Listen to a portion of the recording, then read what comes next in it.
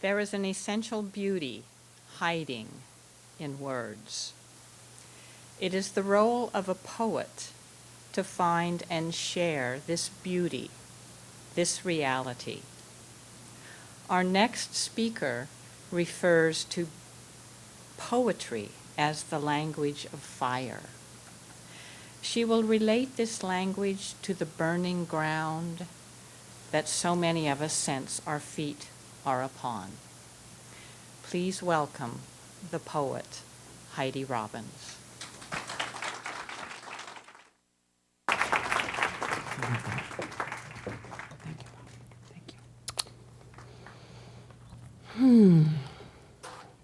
Hello, loves. Thank you, Eva. It's such a total joy to look out and feel such radiant friendship in this group.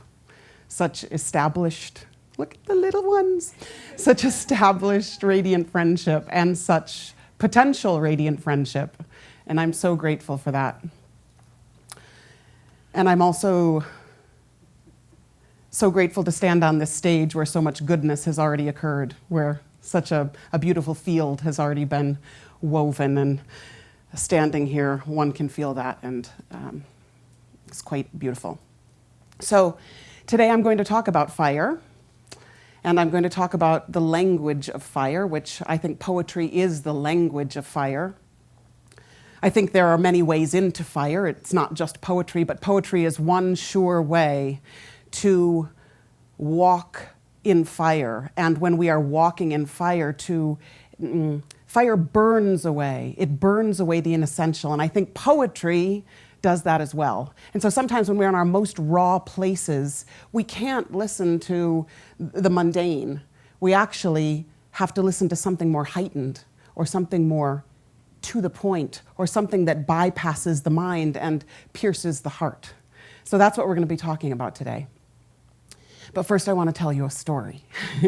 So just a couple of weeks ago, maybe, I don't know, 6 weeks ago, my family and I, we went to Casa Bianca, an Italian restaurant in Eagle Rock, California, and we felt like we wanted to just have a nice, quiet night. Casa Bianca is one of those holes in the walls that are really popular, covered with 8x10 photographs of actors with their, signatures that all love their pizza, and you have to go early or you don't get a table. So we went early. And we got like the last table. But even so, when we went to order our pizza, the waitress said, well, it'll be at least 40 minutes. And at that point, Dylan was already pretty, Dylan, my 4-year-old, was rather exhausted. And we didn't bring any crayons and we didn't bring any toys. And I began to worry that the family joyous outing was going to unravel and turn to misery. So Andrew offered to take him out, and I said, no. And Andrew's usually the one that picks up the fork and is like, Mr. Fork is coming to talk to you now, or, puts a napkin on his head or something. But in this rare instance, I actually said, wait. And I thought about this book that I had been looking at, which was this beautiful book of mudras. And I had just been spending some time with that morning. And I said, let's go around and make up our own mudras. And I said, a mudra, of course, mudra is where the soul comes through the form and says something precisely just with the form, not with words. And so I showed them and I said, how about, I can't remember what mine was. Oh, look at mine. How about this is delicacy? And everyone, and Kate and Dylan and Andrew said, okay, delicacy. And Kate said, this is connection. And so we all said, this is connection. And Andrew said, this is creativity. And so we all did creativity. And by this point, the other eaters were starting to look at us rather strangely, but I'm usually like, I'm usually the awkward one that's like, I'll stop doing this. But I was like, yeah, this is too much fun. And my little 4-year-old, Sagittarius, goes, this is spirit, which was so cool. Spirit. And so we all did spirit, and that was a big one. And I said, this is family. And this was protection, and this was kiss. And Kate said, this is wisdom.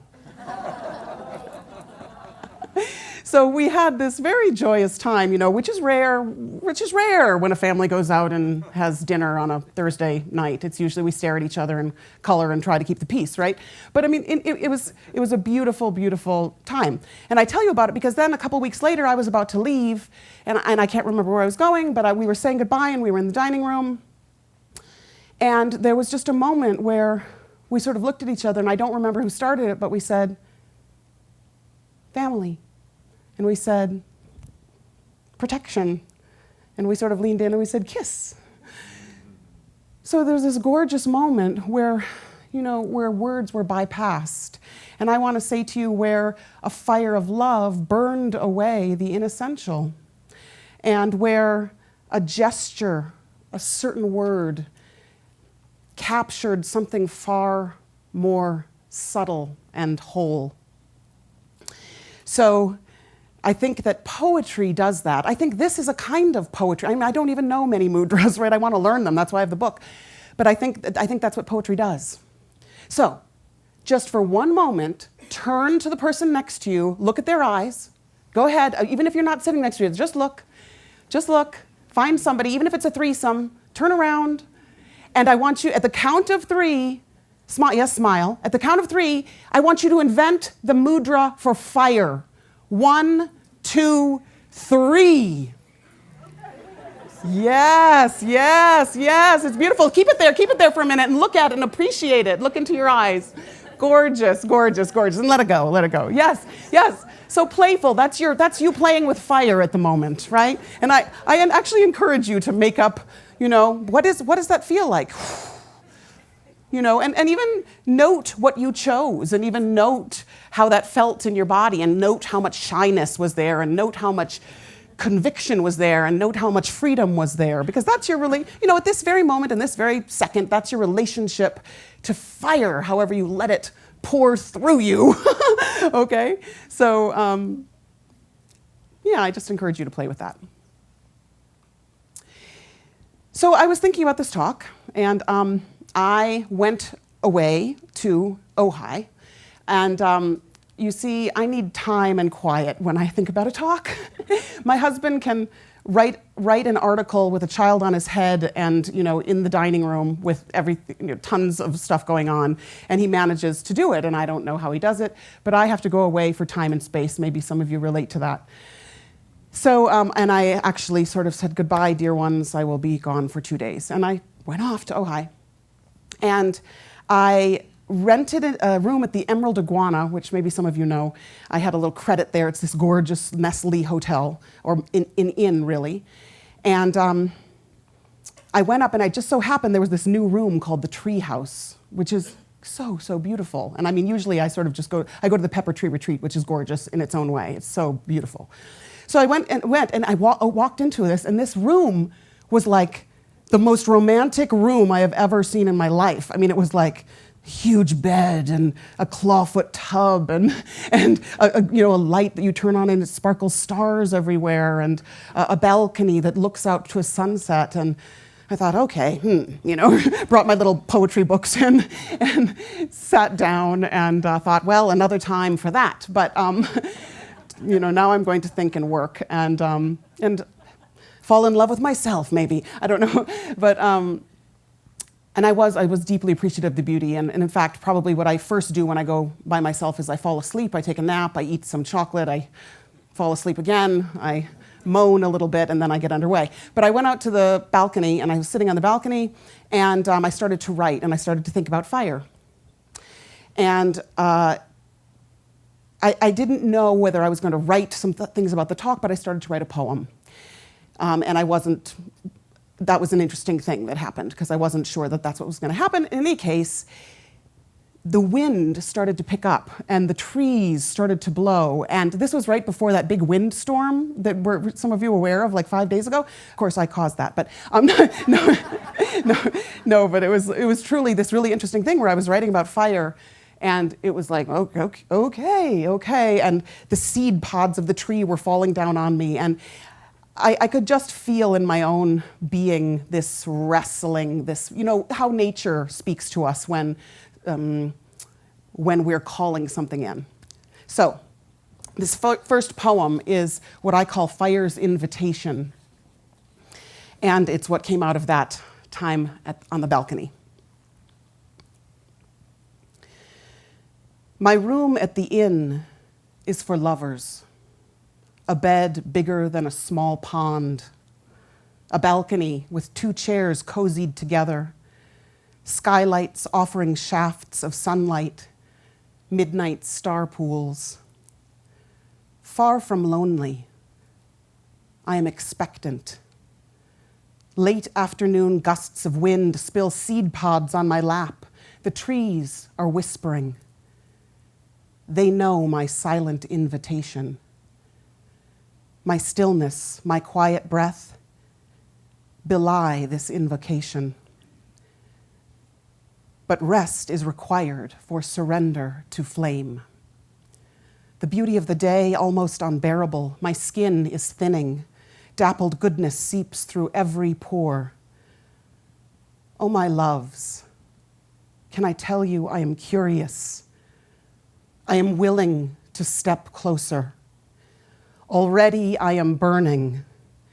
Everything is.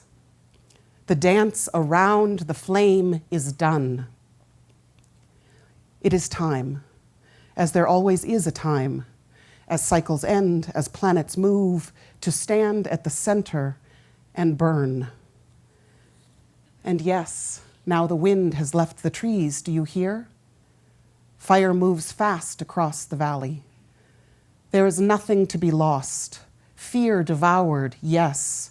Dark obstruction turned to ash, yes. And yes, the heat, and yes, the letting go, and yes, and yes, and yes.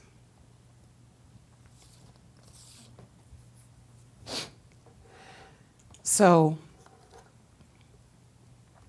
a little later that weekend, after I had written that and sat with that and was sort of alone in the room late at night, I thought, what have I done?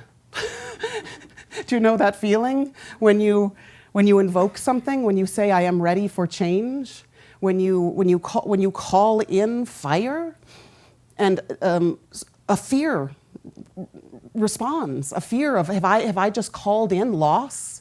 Have I just called in destruction? Have I just called in annihilation? And I don't want to do that. You know, that's the voice that comes up, right?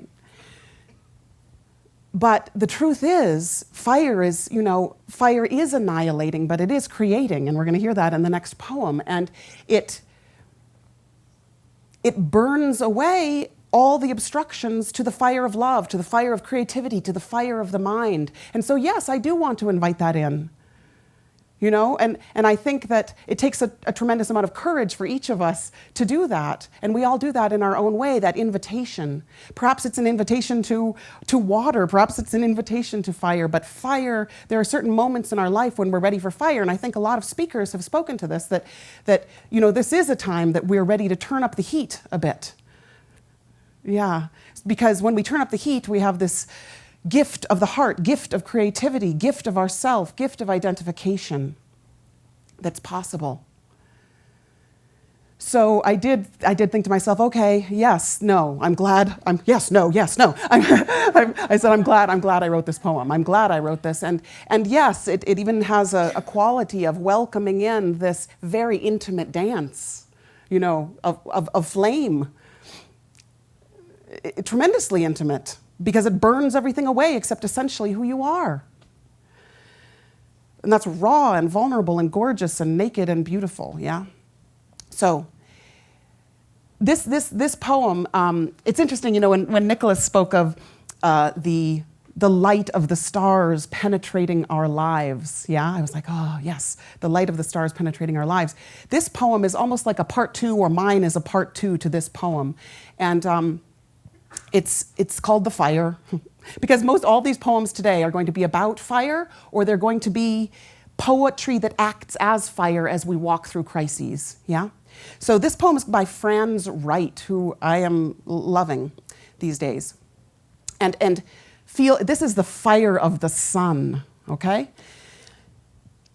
Listen, I've light in my eyes and on my skin.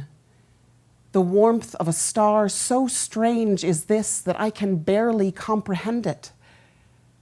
I think I'll lift my face to it, and then I lift my face and don't even know how this is done. And everything alive, and everything's alive, is turning into something else, as at the heart of some annihilating, or is it creating fire that's burning unseeably always, burning at such speeds as eyes cannot detect? Just try to observe your own face growing old in the mirror. Or is it beginning to be born? Isn't that great? I mean, really, just this feeling of really just try to observe. I mean, we've all had this experience, right? This feeling of this is changing. And usually it's this is changing, right? Usually there's like analysis of all that is dying, that is falling away. But just try to observe your own face growing old in the mirror, or is it beginning to be born? And I say to you, yes, it's beginning to be born when you're willing to stand at the center of this annihilating, or is it this creating fire, right? Because we've all had these experiences when we've been touched by something that wakes us up, when we've been burned, when we've been alighted, when we've been ignited. We've all had these experiences when even we've had the experiences looking at someone for whom this has happened, right? When somebody has had devastating loss, or when somebody's woken up to their truest passion, right? And we look at them and we go, you look different. You look gorgeous. You look beautiful. And they might be like, what are you talking about, right? But there's the essential is there, yeah? So, I mean, everything alive and everything's alive is turning into something else as at the heart of some annihilating, or is it creating fire that's burning unseeably always? Yeah. So this sense that we're always turning into something else. We're always transmuting. Hopefully we're always reaching a higher vibration, a higher frequency. And that's the potential, and that's why it's worth it to step into the fire, and that's why it's worth it to invoke the fire. And, you know, there are moments in our lives when we actually tap into, you know, I think there's a lineage of fire in our lives, right? There's a lineage of fire, waking up to a creative fire, waking up to a fire of love.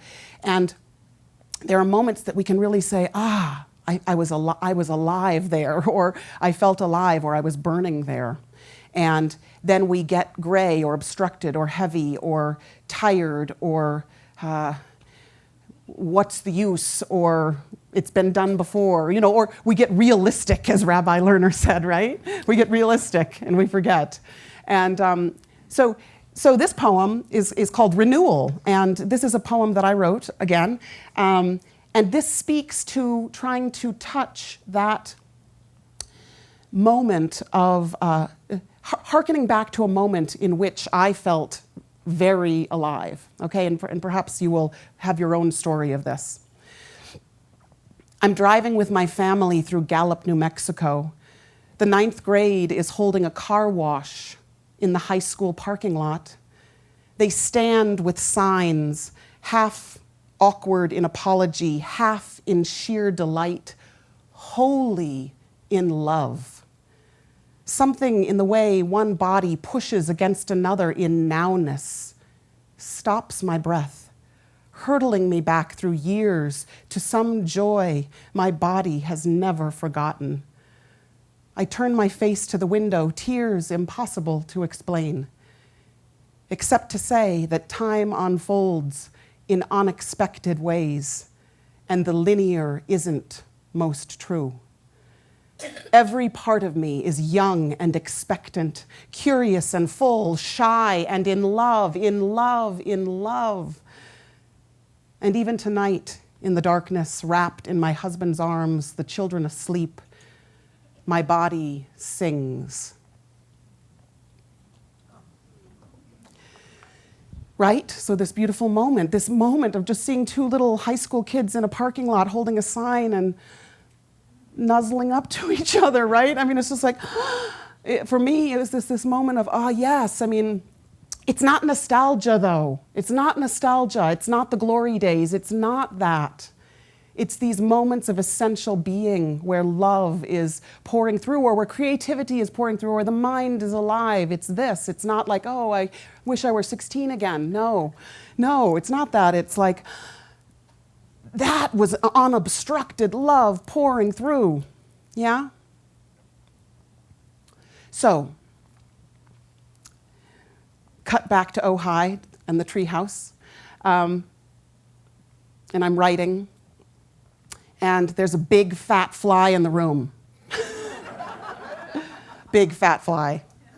I mean, I haven't seen a fly this big. I didn't know. I thought it was some winged creature that I had never, whatever. So it was in the room. I had come back in. I had been on the balcony. I came back inside, sitting in one of these armchairs at the end of the bed, writing, and it's like, zing, and it was like hurtling itself against the window, like smashing itself against the window and making an ungodly noise.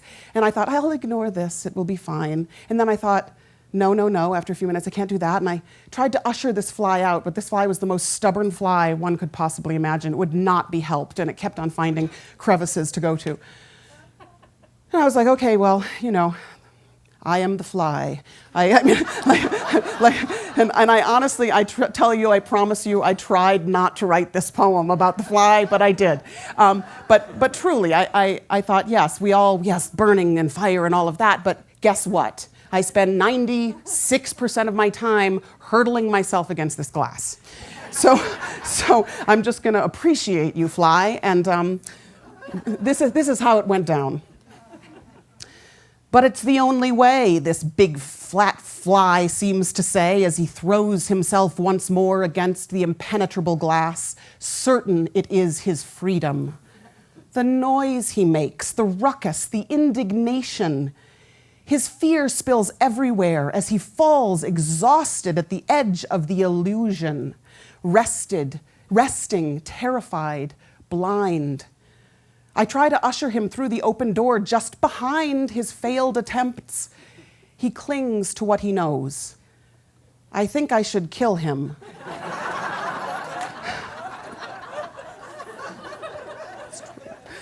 As he won't be helped and his frenzy fills the room. But my heart softens with his fierce conviction. I leave the room instead, and when I return, his still form, finally spent, sounds only silence. The light from the door catches his wing. I can't help a foolish thought. Wasn't it all so obvious? He had only to turn and fly. Right? Isn't it all so obvious? But now the addendum to the fly story. There is an addendum, which is that the next day, 18 hours later, I sat down again and was writing again. And there was a fly. And it sounded very remarkably like the first fly.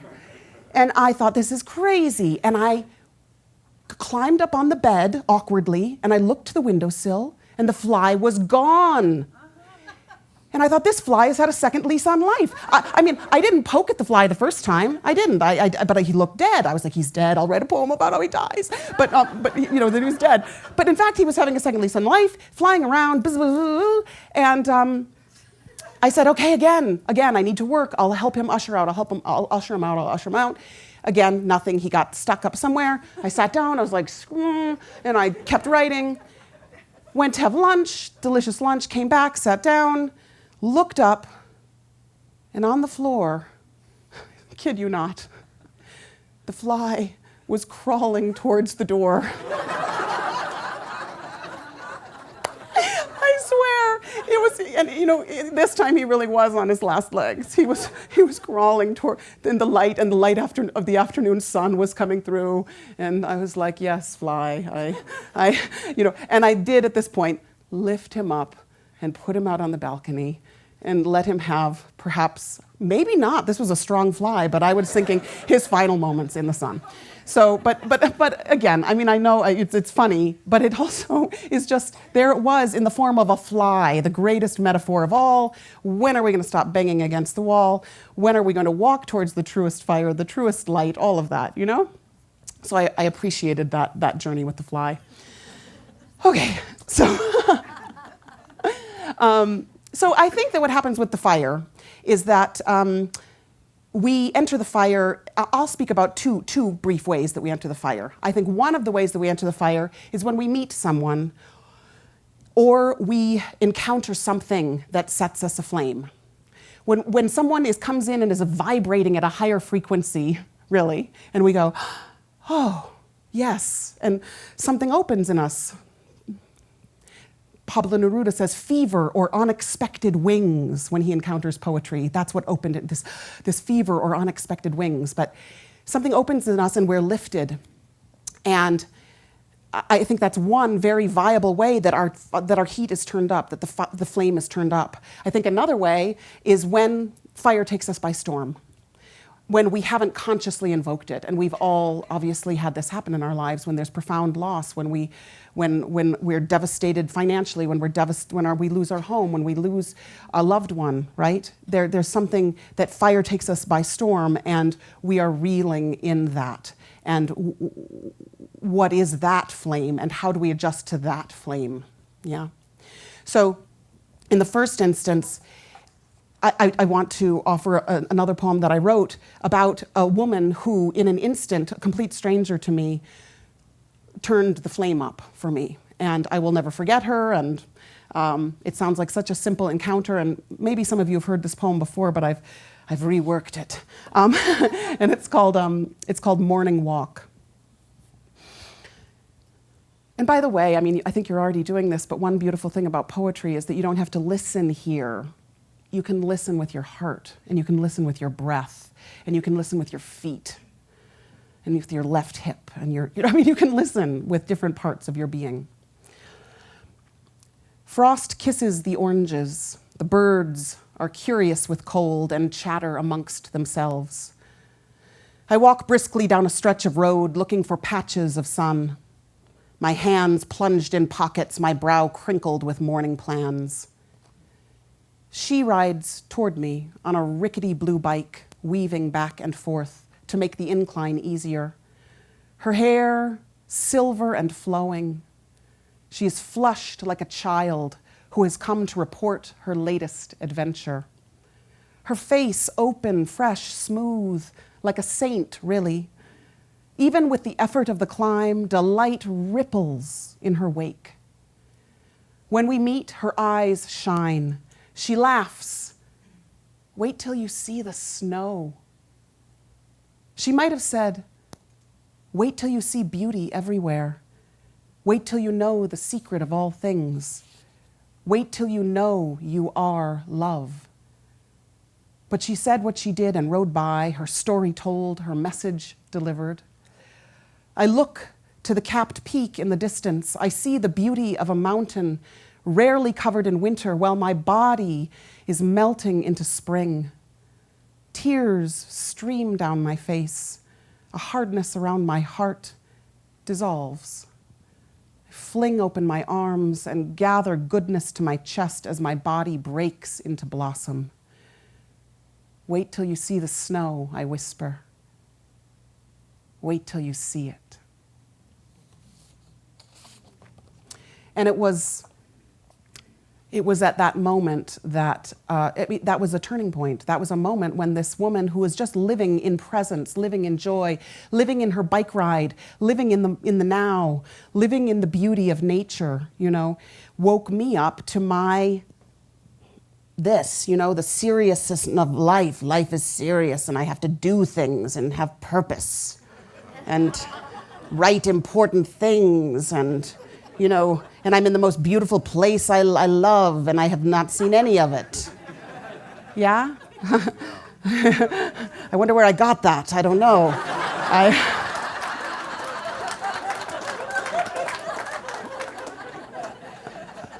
We're all growing. Yeah. But isn't it a beautiful, it's just, life is such a beautiful opportunity.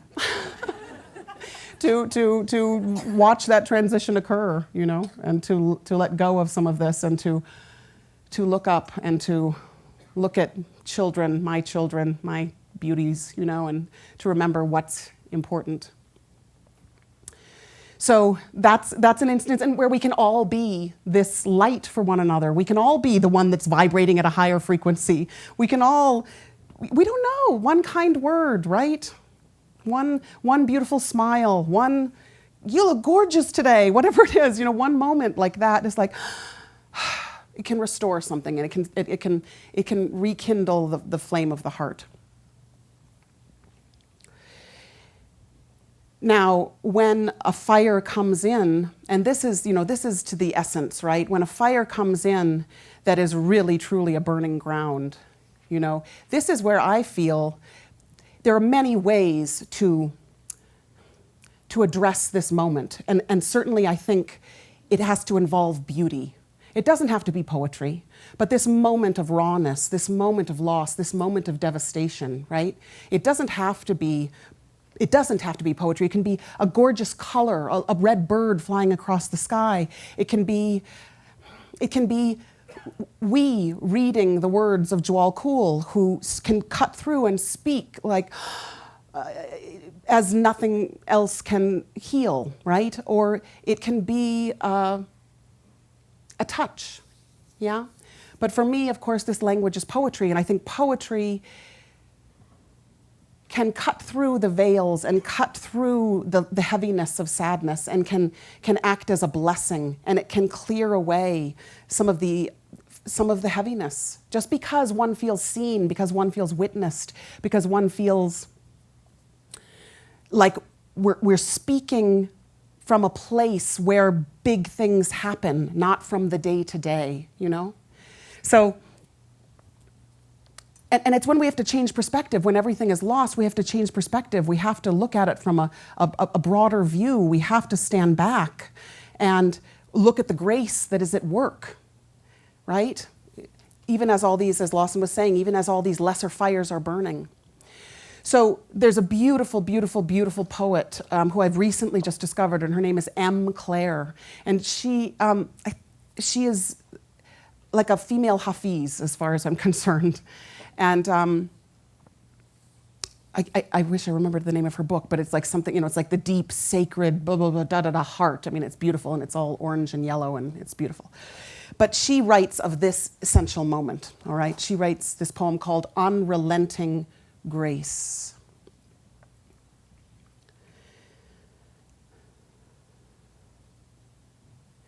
Life conspires to bless us with an unrelenting grace. Who among us has not been touched by this generous hand, freeing us one or many layers at a time? You are the lucky one who has known annihilation and then absorption back into the love we seek. And it is you who knows that even as the soul cry rends your very chest, the whole of the universe shakes with love. In this place of all, there is at long, long last no place left to fall.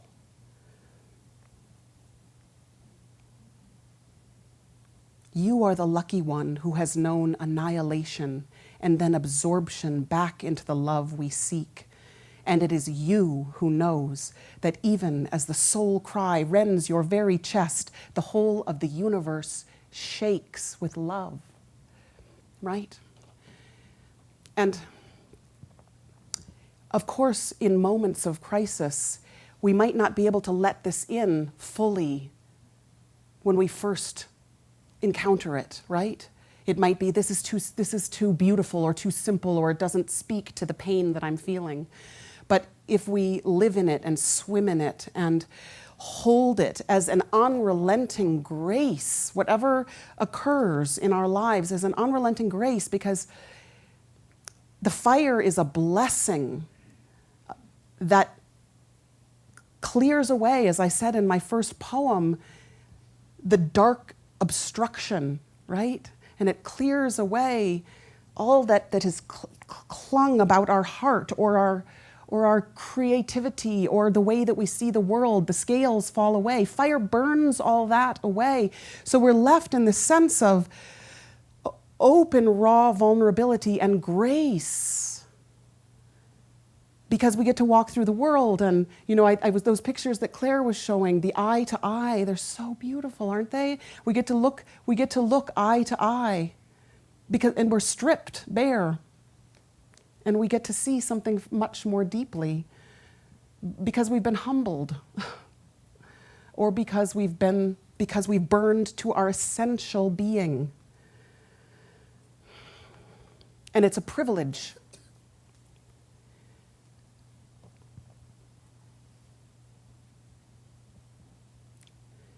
It's a privilege to be burning. We are burning. And it's a privilege to be transmuting, and we are transmuting.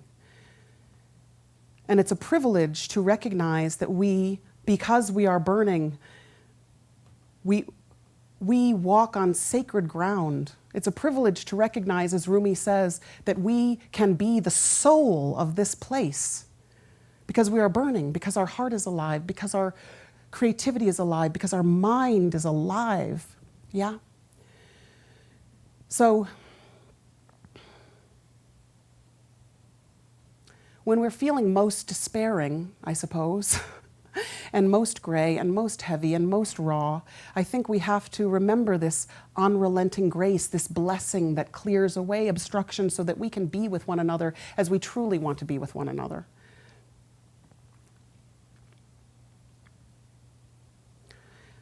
DK gives what Roberto Assagioli, as many of you know, that a beautiful image of the 7 spokes of radiant fire that he is to imagine. He imagines he's to stand in a protective wheel of fire. And he says it's not a fire that burns, but a fire that heals. And he is to send out 7 streams of radiant fire from his being. And I often think of it as a fire at the center of the chest. And he does his work of healing and service. And so it's protective for him because some second-rate disciples allow so much in that they actually need that protection. But it's also a glorious, radiant offering of the fire to others. And I love that image. So I want to just finish with one more poem that is by David Whyte. And many of you know I love David Whyte. And I'll just say that I recently went to one of his conferences at Silomar in Pacific Grove, and I was like a little girl. I was so shy. I was feeling like I had to say something to him because he had meant so much to me in my life. And I was like all throughout the whole 2 days. I was like, I have to say something to him. I was determined to say something to him, just anything. And he finished something, and he finished one of his sessions, and he was walking by me, and I stood up, and I was like, thank you. And, and he was like, you're welcome. It was like this totally, he's gorgeous, and I'm sure I was just in the way. But these moments, right, he, for me, is a person that has, and this is interesting because his work has turned up my flame. I suppose his personality self, I don't know him, but there was a beautiful awkwardness in that encounter for sure. And but his work has ignited the flame in me for sure. Perhaps it's appropriate that I end with one of his poems. And this is about Moses and the burning bush, and it's also about the sacred ground. And it's about the privilege. It's about the privilege to walk in fire and to invoke the fire. Fire in the earth. And we know when Moses was told, in the way he was told, take off your shoes, he grew pale from that simple reminder of fire in the dusty earth. He never recovered his complicated way of loving again, and was free to love in the same way he felt the fire licking at his heels loved him. as if the lion earth could roar and take him in one moment. Every step he took from there was carefully placed. Everything he said mattered, as if he knew the constant witness of the ground and remembered his own face in the dust the moment before revelation. Since then, thousands have felt the same immobile tongue with which he tried to speak. Like the moment you too saw for the first time, your own house turned to ashes. Everything consumed so the road could open again. Your entire presence in your eyes, and the world turning slowly into a single branch of flame.